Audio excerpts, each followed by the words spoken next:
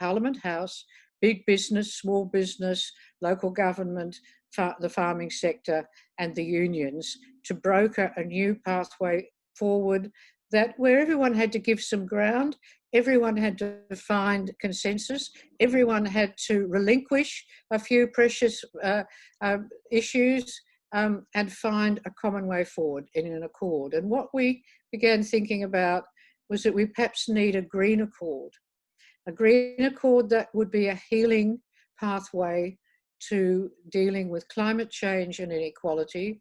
And so we began mapping that idea about, and I was to give a talk about this to the Victorian Fabian Society when suddenly COVID came upon us and everything was changed, and then started talking with Emma and discovered we were singing from exactly the same page of the hymn book, and that we had, and she has enormous resources, as you know her, in both in herself and in per capita, to bring to a collection of essays that we hoped would give people plenty of food for thought about how we go forward from now. How do we tackle not just the damage done by COVID, but also the deep fissures and problems and inequalities it has revealed in our society? Epidemics, pandemics are great diagnostic tools for what's wrong in countries, the things that don't work and what's wrong in economies. And this COVID has delivered in spades. And as we come out in Victoria of our long lockdown, the issues that have been critical in the disease spreading as it has have been the dependence of so much of the economy, including the government, on casualised employment, on precarious people, on an aged care system that was in private hands and utilising ununionised, semi-trained workers who were precarious and therefore often needed to have 3 different jobs in 3 different places to make ends meet. There was no COVID outbreak or deaths in any of the state-owned and run aged care facilities in Victoria because they are obliged to, with their agreement with the nurses union, to employ trained nurses on proper salaries and proper shifts. Amazing, isn't it? So what we saw in the aged care industry was the failure of our labour system and our regulation and our economy. And we saw that again also in the casualised workers and unrepresented workers and undefended workers working in abattoirs and food processing, people having to do that key work of delivering food and making it happen for the community. So those were the frontline workers and they were the ones who got sick. And they were the ones who were unprotected because they've been, their protection and the architecture of their protection, which for workers is their unions, had been steadily unpicked by government deregulation, by the encouragement of using labour for hire, of bringing in people from overseas on 457 visas where they've got no power over their own employment, where they're completely vulnerable to labour hire firms who are taking a great deal of their wages. And so we've got human exploitation resulting in disease and death for them and for everyone else. So these were the big lessons that came out of COVID in Victoria. And what we have also learned is that to recover and get out of this sort of crisis, we actually have to accept a high level for a short time of great self-discipline and social discipline. And people have done that. And we're now into our 10th day with no cases and no deaths. So it's worked. And governments can do it, despite an unrelenting campaign by big business saying this is going to wreck the economy, this is going to destroy everything. Dictator Dan is next best to Joe Stalin and Chairman Mao. An unrelenting campaign of undermining, and every time they questioned the figures and questioned the scientists and questioned the government, this just added a little bit more doubt in the public mind as to whether all these restrictions were necessary. And that little bit of doubt would perhaps lead to someone not wearing their mask when they should, not practicing social distancing, saying, oh, I can get away with it if I go and travel when I'm meant to be going to Kilmore, that I'll go on to Shepparton and I shall go and have a meal at a restaurant, even though I'm not allowed to. And that set off the last big outbreak we had in Victoria. So these are the sorts of political and social lessons we've learned. But the economy, of course, is in strife. And the society we've read and realised all the social fissures and problems we have. Can we learn from the past about what you do? Because when I wrote my chapter, which is one of the early parts of the book, I was thinking about my kids and the young people I teach and their fearful pessimism. They really don't believe there's anything they really can do, that they can have any effect, that everything is run by self-centered, self-seeking ratbags at the top. No one will listen to them. They have no impact on anything, and the world is going to hell, and they're going with it, and their future is going with it. And the point about not teaching kids history or not teaching them good history is that you do not enable them to learn how human beings go about doing stuff, how they actually have gone and made change, because we have. How you actually change a society, not necessarily by violent revolution, but by incremental change or changes in ideas, changes in the way an economy is organised, and so on. And so most of our young people have not actually been exposed to that. They get propaganda, even in Australian history, even when teachers try their best, they're getting propaganda about Australia, about Australian identity, not about human beings making their world, making mistakes and getting some things right. So that was the starting point. And if we look back in history, we can go back, and a lot of people are doing this now and following the same path, looking at what the world was like in 1945 and what the response of Western governments and communist governments both were to that crisis. The world in 1945 was in a far worse state than the world is now. Europe was smashed to pieces. 80 million people had died. Millions of children were orphaned and severely damaged. There were about 60 million displaced people across Europe trying to find somewhere to go. In China, the despair and the poverty and the suffering was just as bad. And so the world was in a state of being physically and mentally broken. The social institutions of society in Europe had collapsed. Everybody who had lived under occupation had to lie, had to cheat, had to steal, had to betray friends and family, had refused to fight and been too scared. Everyone had a bad conscience. And if you really need to start talking to very old people now to hear that story, that we were all damaged goods, says my son-in-law's grandmother, who was in Germany and in Berlin at that time. We were damaged goods, all of us who went through that war. And yet they rebuilt. And they rebuilt a better Europe than that's ever been in human history. That the common market and the EU are absolute political miracles. And in Australia, we did a similar sort of massive rebuilding. Because when war got at its worst point, the combined government with the Conservatives had failed. John Curtin rose to be Prime Minister.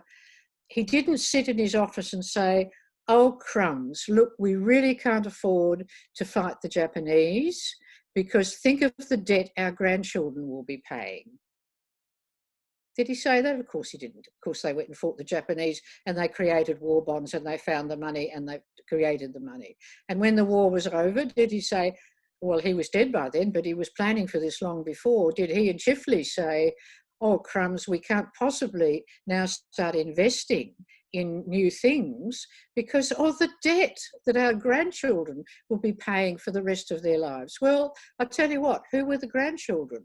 People like me, baby boomers, we've done all right. We, in fact, rose a great crest of prosperity in the 1950s and 60s because post-war governments with Reconstruction invested heavily, obviously in the things you've heard about, in the things like the Story Mountain scheme, in infrastructure, in General Motors Holden, starting the airline industry, starting university scholarships, in starting the ANU and all of that. But the other story which we don't talk enough about, and I wish I'd said more in my chapter, is the huge investment that suddenly started in public employment, because they had committed to full employment. They had, in a paper published in 1945, in May, they committed to full employment before the war was over. Not something like a UBI, not giving people more welfare, but full employment for all. And that remains Labor policy, by the way, and has always been. Now, England did the same. England legislated to have full employment because instantly the war ended, 40% of their male workforce was redundant. They didn't want the chaos that had happened after the First World War, so they legislated. And it worked, as it worked in Australia. And the big driver of those new jobs was government money. And the government money went into building a public service, which we'd not had before. The public service had been stacked with returned servicemen from the First World War who had been refusing to allow university graduates to enlist to become members of the public service until Sir John Monash went and really stamped all over the RSL to stop them from this monopoly. They began to have university graduates and some expertise in the public service.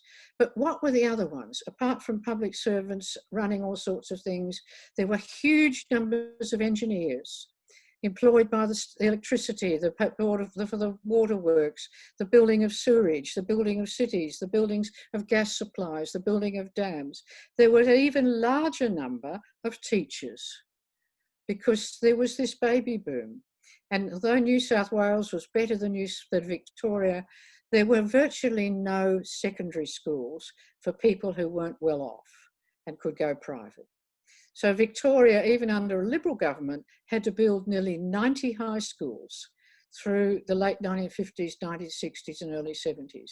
And Elizabeth and I were both part of that baby boom generation, going through terribly overcrowded schools and the slow investment and building high schools that in Victoria were not nearly as handsome and solid as they were in New South Wales, but built out of concrete bricks, and they've not withstood the pressures of time. And Elizabeth would have taught in schools like that, but we're now having to rebuild them all. But nonetheless, they had to build that many schools. And that huge number of people now on government salaries spent their money. They bought houses, they bought cars, they went on holiday, they invested in their children, and that drove the economy. So the economy recovered through government expenditure, and Sir Robert Menzies ran a deficit for every one of his budgets except one. And it's only been since the Howard years and Peter Costello that it's become somehow orthodoxy that it's a crime for a government to run a deficit, and it was an agenda being driven from deep within Treasury, particularly by Sir John Stone, even during the Hawke years. So having gone through all of that big picture stuff, what we're trying to do in this book is look at all sorts of areas where things need to be done, and we're offering some ideas, not complete ideas. There's lots of people who've got other ideas. It's to start discussion. But the message is one of optimism, not one of despair. That it's possible, we can do it, we've done it before, other countries have done it. We will not die of debt, but we will die of scarcity and die of austerity if we follow that path. And so in all of that, the big final message that comes out of what post-war reconstruction was about was investing in people. And they believe passionately that the pathways to reconstruction and to prosperity lay in education across the board. So not only did they expand university opportunities, but they vastly expanded the opportunities for people to get proper trade qualifications and to have a pathway up from school to higher skills. Because Australians had been a very poorly educated people. We had not enough people who had opportunities for apprenticeships. By 1938, with the Depression still lingering, we had a shortage of skilled workers, and that's one of the reasons they had to have such a big migration scheme after the war, was that we had very few skilled workers. So that intermediate part of the education system was absolutely crucial, as it is now, to economic recovery, as well as to individual people's ability to recover their own lives and to make for their own future. So I'll leave it there and pass it to the expert. Thank you very much, Janet. That was really excellent. I've just I've actually got lots of questions, but in the interest of keeping going and giving Elizabeth time, we'll move on to Elizabeth. But before I do, I just want to say that I think what you've done so far is you've really emphasized for us some very important themes and very important matters and issues. One is the importance of investment and proper investment for the future, and especially and including in education. The importance of having a vision about where we're going, what we do, the importance of enlightened leadership, and also something you've really touched on, and I know that you've talked about elsewhere, is Australia's history that provides the background to the coming economic recovery, and how Australia has been so successful in the past, and also references to Europe and elsewhere. Okay, with that, please, I now turn to Elizabeth Hartnell-Young. Elizabeth, thank you very much. Next off the rank. Thanks very much, and it's lovely to see so many of you in your different settings today. I'm on the land of the Wurundjeri, as Janet said, in North Melbourne, and I know you're all dotted around the country or the East Coast. Just to add to my CV, perhaps, to tell you where I'm coming from, I passed through school education and joined the universities, and I went to work in England, where I did a lot of work in the learning sciences area across the nation with employers, with technologists, and with academics. And when I came back to Australia, I then came to work in the Department of Education in Victoria as the research director. I've had such an interest all my life in the potential disruption of technology. And we all thought, my friends and I thought, technology is going to change education. It's going to be the answer. I don't know how many of you have felt that too, but there was always this hope that we would be able to bring innovation into education through technology. And a lot of us have been very frustrated over the last generation.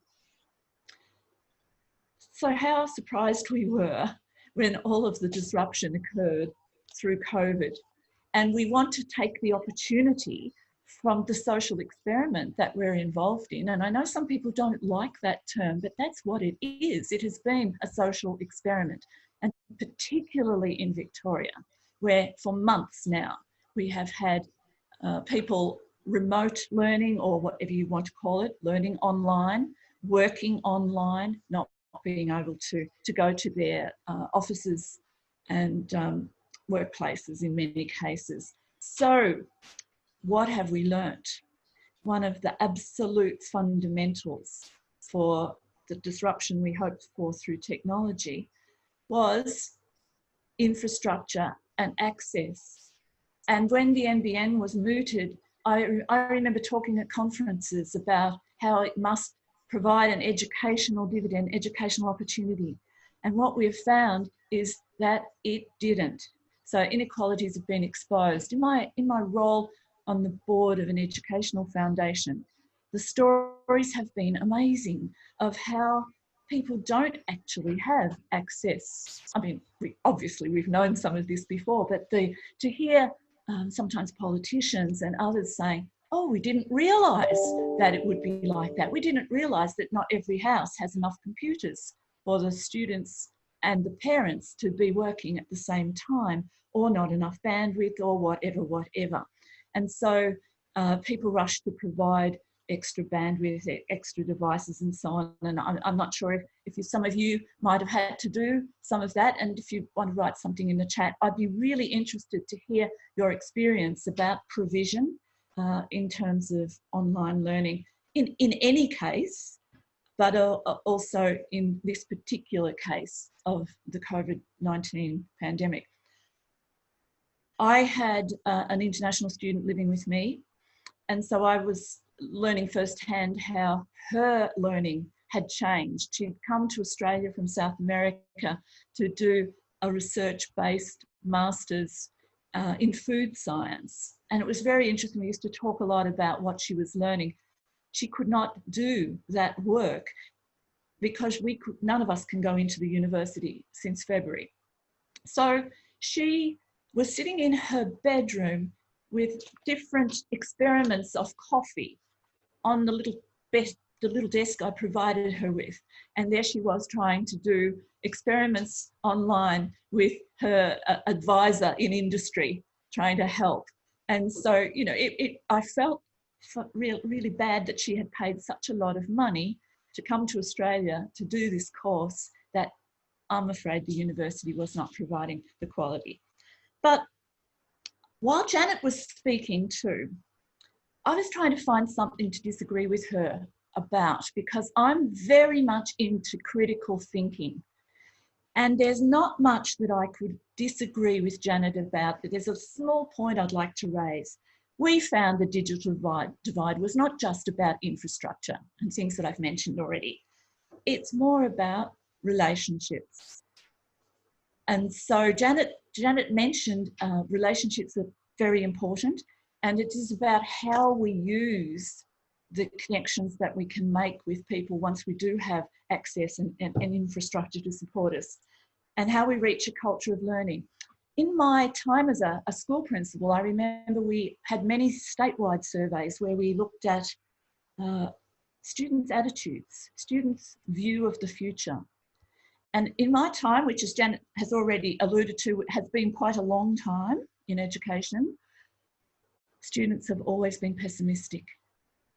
And I do remember when John Kennedy was shot, we thought it was going to be the beginning of the Third World War. So that's one little point to make. I am myself very optimistic, and I think that we have got to take the opportunities now to develop what we want in education. And I've been involved last year in a project that relates more to your sector than to the school sector. And really that's about lifelong learning. Especially in Europe, my friends work much more in the context of lifelong learning. And that's what we need to encourage, the culture of lifelong learning. And yet we know that it's easy to provide infrastructure and change rules and policies, but to actually develop a culture in Australia of lifelong learning is going to be our challenge. And I think we don't need to call it lifelong learning, but we do need to think about how we support it. The future is blended, say a lot of us. And blended, we mean face-to-face and online, synchronous and asynchronous, all the different flexibilities that are evident, but are not always being taken advantage of. So one of the things I found when I did work in England for 3 years in the last decade was much more use of what you might call remote learning. People were not traveling to the capital cities for meetings all the time. We were really making good use of technology in a much smaller country. And I think we really need to think more about that. And we need to listen to our learners, what's available. Sometimes personalities are really important about who wants to take up the online learning possibilities. Sometimes the introverts actually have benefit this year from being at home or being away from the crowds of the classrooms. So we need to know our learners and we need to provide for them. And I did want to show you, I'm going to try and share my screen and show you a document that was written in Canada. That would be really good if I could find it. I might just, hang on, I've got too many windows open. They always tell me I have far too many windows open. Might actually leave that one. So it's a tremendous article, which I will probably put in the chat, which tells us that flexible approaches are not as democratizing as we think. And possibly with your own experience, you know this to be true. We talk about how COVID has affected women more than men. Flexible learning is the same. Flexible learning has to be thought of as an activity in time and space. And unfortunately, there are a lot of gender differentials in time available as well as space available. So it's quite interesting if we go forward and think, let's do more of this flexible learning, this online learning, that we really know our audience, our market. And I will put that link up shortly for you. It's an article in BJET, British Journal of Educational Technology, that I did review last year, and it was very interesting. And I know in Finland they're doing some work at the moment too about adult learners and the characteristics of adult learners and who appreciates online learning, who benefits most from online learning, perhaps can be surprising.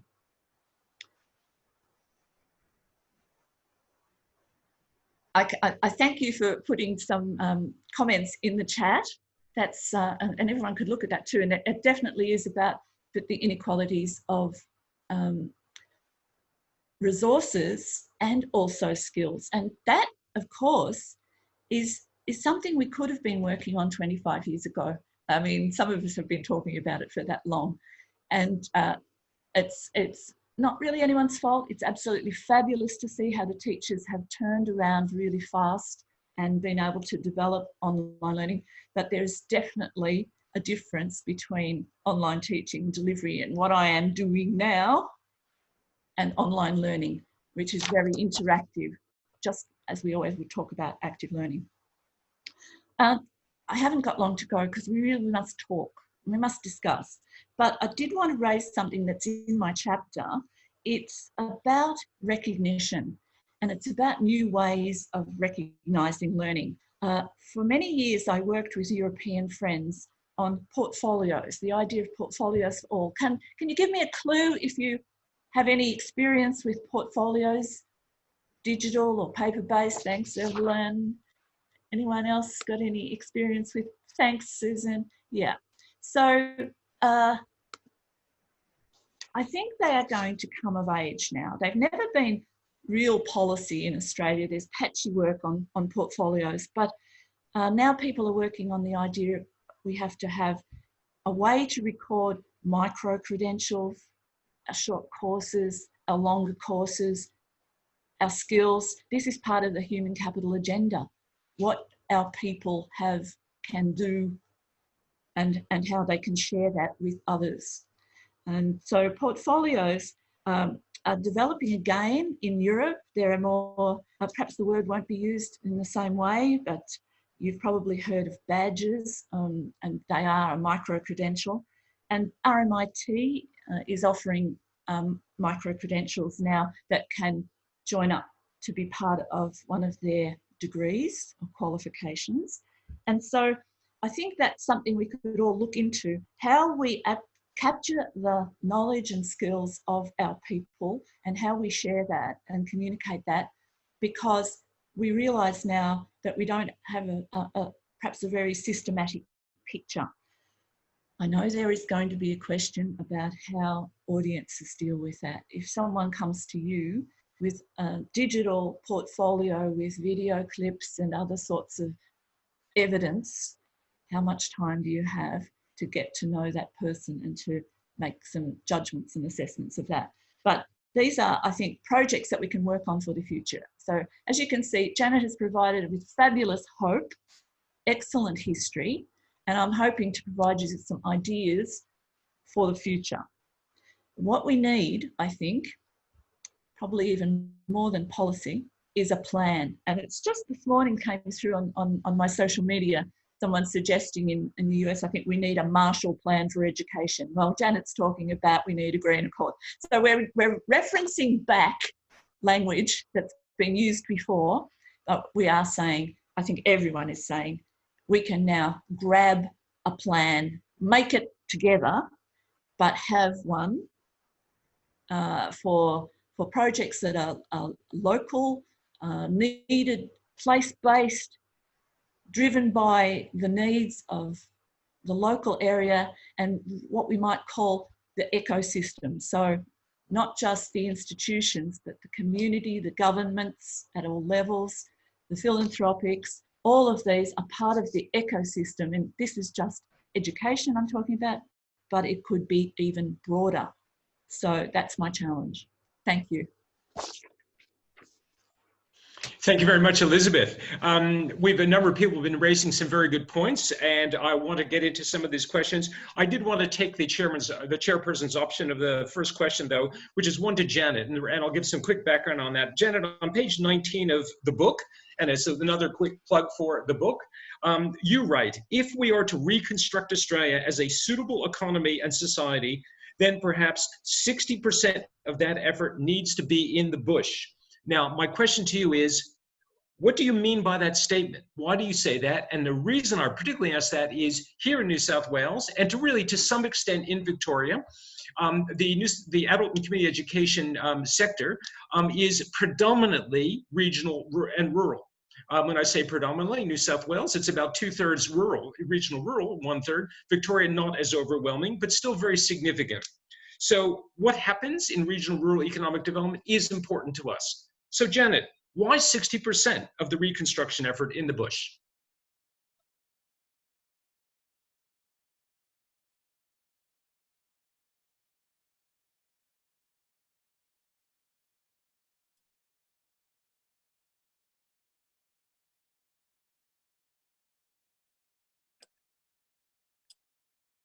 There we are. My apologies. The answer's there in population data. People living in the country used to live longer than people living in the city. Today, they have shorter life expectancies. The poorest people in Australia are in regional Australia. The suicide rate is highest amongst men in regional Australia. Drug abuse is very high. People are, and the fundamental ecology of much of rural Australia is now profoundly threatened by climate change.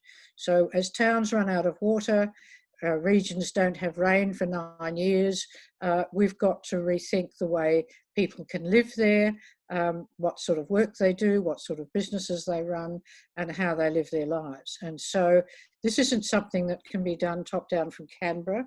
It has to be done bottom up from the communities with assistance from Canberra, assistance with access to finance and loans, assistance with access to expertise, but the expertise is already there in your communities. And so community education and colleges are absolutely central to that process, because there's going to have to be new ways of creating work.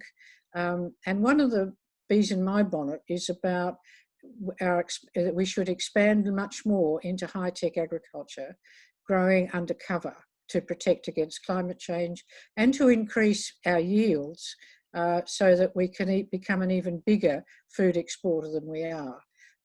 If 1945 was the nadir of the modern world, we are now, this year, the shortage of food globally is back to where it was in 1945. This is not going to get better. While we've been distracted by COVID, Africa's been afflicted with terrible storms and floods, a locust plague, and storms have been still screaming around the tropical areas of the world and doing extraordinary damage in Central America just as we speak. So we've got those sorts of challenges ahead. And high-tech agriculture will generate a huge variety of jobs, which particularly in areas like the Hunter Valley or the Latrobe Valley in Victoria would enable transition jobs for technical men who have been working in mining. They're operating automated machines a great deal. There's an easy transition for those sorts of skills and a great opportunity for expansion. So the community education for people to transfer to new skills will be absolutely crucial. These will need to be certificates, but also educating people in new ways of thinking about what they're doing. So I think that's where it all lies. But no country can actually flourish if its hinterland is dying. And I think my own thinking about this was driven by a meeting that was called to look at what had happened in the election in 2019, and a woman stood up at the back and said, look, I'm from Maribyrnong, but I don't want to talk about Maribyrnong. I want to talk about the Riverina where I grew up, and it's dying. Now, this was before the drought broke, but she couldn't bear it to see so many men grief-stricken at the death of their farms, of their families breaking up, the depression, the despair, the loss of a future. And the thing is, though the rains will come back every 8 or 9 years, and they'll come back in very damaging floods, the droughts are going to come back again and again and again. And the Murray-Darling Basin, which is our feeds our food bowl, is predicted to have unbearable and unlivable heat by 2050. It will not be possible for humans to live there. So we've got to find other parts of Australia to develop and grow our food, and that has to be done absolutely being led by regional people. Thank you very much, Janet. Open to questions and comments from others. Raise your hand in a physical way or a little on-screen one. If you don't, I still have a number, including some that have been sent to me in advance. While you're thinking, I did want to address a second one, and I think it's a very important one, and one that's been in the news, and that really is about environmental sustainability and climate change. And this is really for both Janet and Elizabeth. If you're able to address the question, I mean, what can the adult and community education sector do and participate in assisting Australia to adapt, prevent, whatever the discussion might be, to climate change, and how we can ensure that we have a sustainable Australia? And part of that, what sort of pitch, quote unquote, do you see to government and other sectors that will help to ensure that our sector can play a role? In other words, how do we envision the role? What does that mean, especially in a post-COVID-19 reconstructed Australia? Janet and Elizabeth. Well, I'll let Elizabeth start. I've got one point to make, but I'll let her go. Okay. Sorry. I didn't mean to do that. I was thinking, I ended up talking about place-based ecosystems. Ecosystems is a good word if we're talking about climate change. And I'm very keen on movements, ground up movements. I'm not going to be waiting always for governments to do things. And I think that if you could perhaps join hands amongst yourselves, but with also other agencies, and work up, that would be a process way of doing it. It is really something that is raised all the time in terms of curriculum as well. What are we teaching people that will help them to make good decisions around climate change? So that's something that's quite important as well. But for a short answer, I think we need social movements. I mean, Greta got one going, didn't she?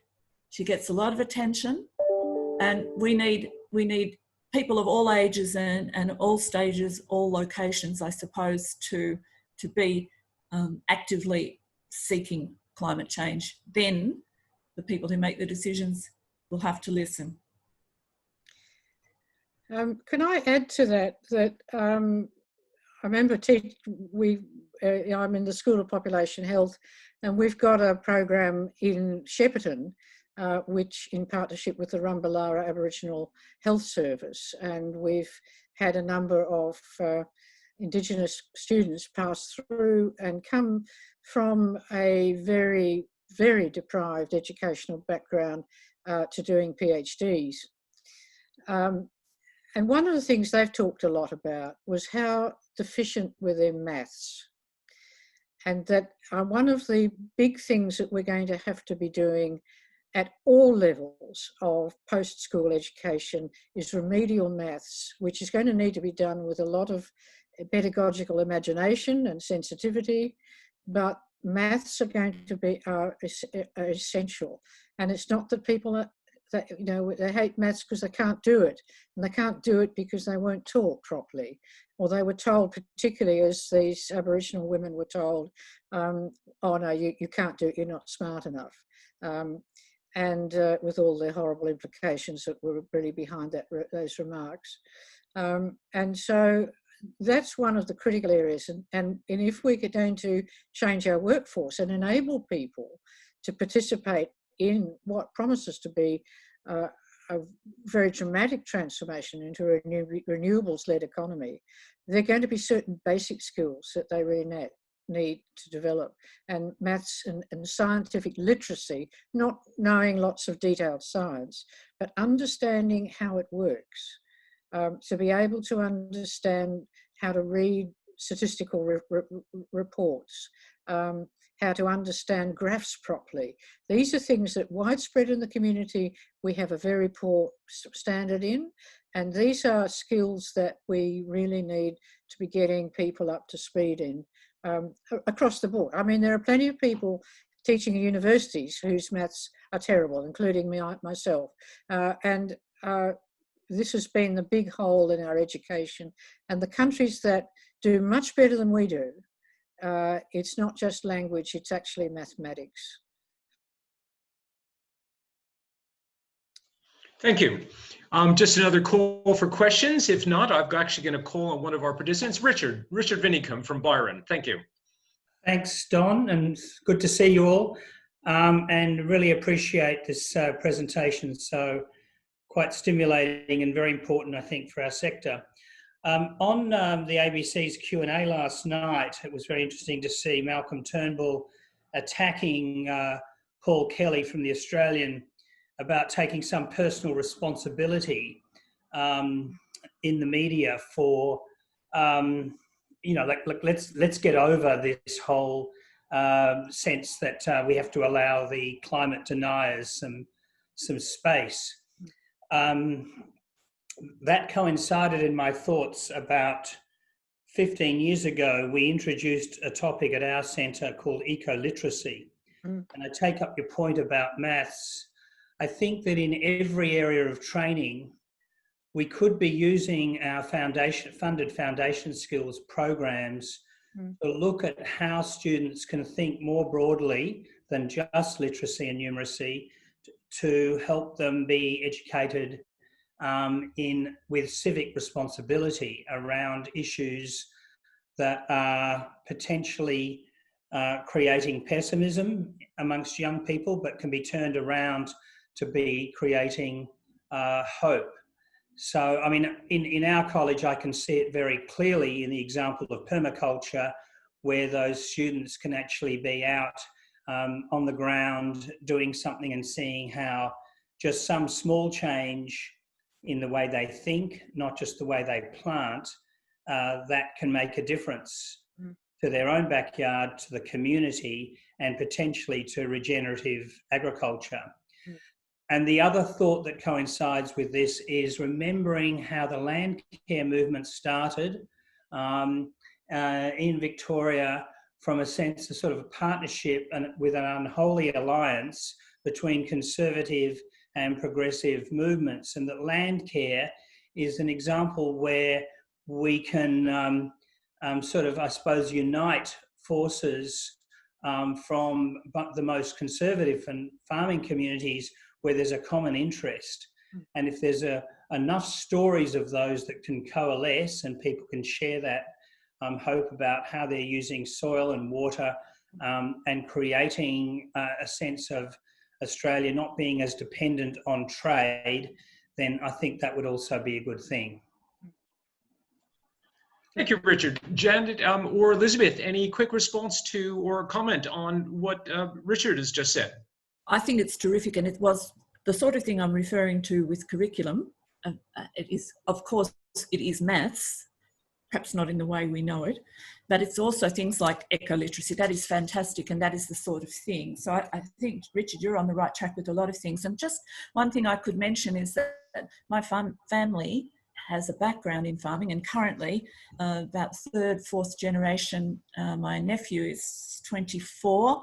He is becoming a very scientific farmer. Farmers do want to look after the land, and they do love animals. And so I think that farmers are allies in almost every way. Not sure about the large companies, but I'm talking about the smaller farmers. So I think there's lots of really good ideas in what you said, Richard. Congratulations. Yeah, can I endorse that? And I mean, I think one of the problems with the environmental movement, which has been very city-based in its culture and values, is that it tends to see the environment that it wants. There just don't happen to be any people in it. And yet people have always been in the environment in Australia for 60,000 years and making a huge difference to the way that environment works, particularly in controlling bushfires. So I take, and one of the things that gives me great hope that we really could pull off a massive reconstruction and with a new accord are the resources already in rural communities, and land care in Victoria is one of them, as it's been an enormous success. And we've got to, in a way, get the politics out of this issue. It's too important to be weighed down with party politics and point scoring. And both sides of politics, even though the Conservatives have a country party wing that's too preoccupied with mineral exports and with exports generally, we don't, in the city world, doesn't really have agriculture and food on the menu, which is extraordinary. And yet we all depend on that. And so the way in which the city shuts out the seriousness of the bush and our utter dependency on it is one of the problems. So enabling people to get on board and to start leading, and which is what's required, that the leadership in this actually has to come from the regions, and the capacity is there now already. That's great, thank you. Have we got any questions? We've got time for one or two others, and I did actually want to turn to Rowan Cox, if Rowan's still on the line. No, she's left. Okay, because Rowan made some very, very valuable points just about disadvantage and digital divide. Have we got other questions or comments? Well, with that, I do actually have one, and it is just about really coming back to the very beginning. Janet, in the opening of your book, in the introduction you've written, you state, the first sentence, "We must not waste this crisis because the stakes could not be higher." Two questions for you. The first question is, what do you mean by that statement? And the second thing is, what can we in the adult and community education sector do about it?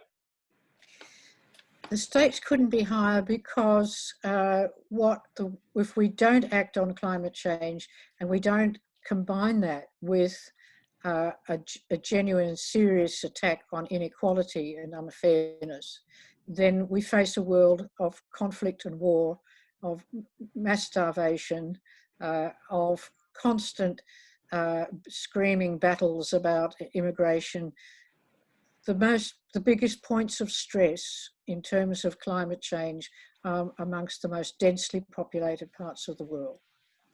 Those people have to leave, they have to move, and the rest of the world has to start accepting that they must move. This is what human beings have always done for 1 million years, is to move when their ecology couldn't support them any longer. And so we've got globally this massive responsibility, and the danger of a major geopolitical crisis is very real. Whether it would be a nuclear one is another matter, but I think that danger is imminent. And we've got to defend ourselves, and we've got to serve our region as best we can. And we're not in good shape. We're not in good shape mentally, and we're not in good shape economically. a society cannot be a healthy society if you've got great extremes of wealth and poverty. And we've got wealth all locked up at the top, not doing anything much with it, except servicing itself. And we've got all this human potential that's not being realised and utilised. And so, if we're to repair our land, our environment, we've really got to start listening. And that's why we started the book with an essay from Tom Mayo on the Uluru Statement. We've got to start now absorbing Aboriginal wisdom about how we use the land, how we use water, how we adjust what we grow, and how we manage our forests. Because if we don't, we're going to burn, and they're going to burn, and they're going to burn. And they will just start burning again. Once enough has grown back to burn, it will burn. And if we don't want to live in a constant state of conflagration, with our lungs choked with smoke if we're not in the fire line, losing the glorious natural heritage of Australia, we've got to act now. Janet, thank you. Elizabeth, a 30-second final point as a final wrap-up. I'm really sorry, Evelyn, you didn't get to ask your question, but perhaps you can do it offline. The point for me is we must not only speak to the converted. The really important point, I think that Richard was talking about the good work that he was doing, and I know that you'll all be doing good work, is to get it out there and have people discuss and understand, not just to speak to each other. We need to get the message up. And I must say, this year I've had some experiences with very high level people in this country, and I realised we were not speaking the same language. So we have to somehow communicate our messages forcefully to others. Elizabeth, thank you very much. Janet, thank you very much. I think you've raised some wonderful ideas. We've just hit our exact hour. So with that, we'll formally close this session. I want to thank everybody for participating. There have been a number of very good ideas that we in Community Colleges Australia will certainly make note of and see that we can put to our members and to our stakeholders and take forward. Thank you again, and a final plug for, it's a great book. I read a few more of the chapters this morning, and I really do think it's very stimulating, and there's nothing more topical. Thanks again, everybody. Thank you.